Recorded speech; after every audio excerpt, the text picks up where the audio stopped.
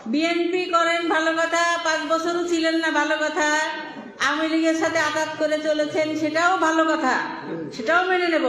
কিন্তু আজকে আপনারা প্রোগ্রামে এসে স্টেজে বসতে চাইবেন, সামনের সারিতে বসতে চাইবেন, এটা মেনে নেব না।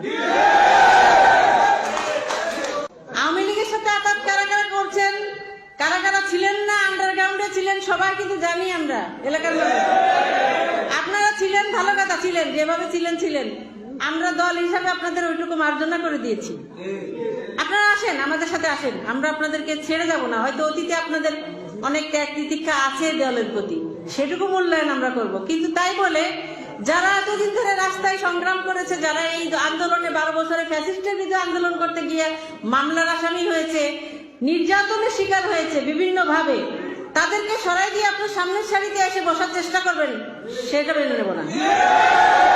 আমরা কিন্তু 5ই আগস্টে নেতা কর্মীদেরকে এত রাস্তায় পাই নাই, খুব কম সংখ্যক নেতা কর্মী। আমরা যখন প্রোগ্রাম করেছি, প্রোগ্রামে আসতে চায় নাই, তালবাহানা বিভিন্ন ধরনের অজুহাত সৃষ্টি করে তারা কিন্তু প্রোগ্রামে আসে না। আজকে এখানে জায়গা হচ্ছে না বসার।